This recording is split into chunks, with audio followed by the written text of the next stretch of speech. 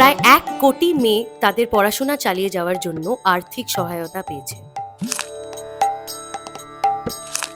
1.44 কোটিরও বেশি শিক্ষার্থী সাইকেল পেয়েছে।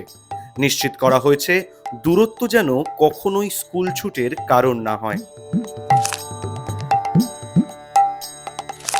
2023 সাল থেকে প্রাথমিক ও উচ্চ প্রাথমিক স্তরে বাংলায় স্কুল ছুটির সংখ্যা 0 রেকর্ড করা হয়েছে।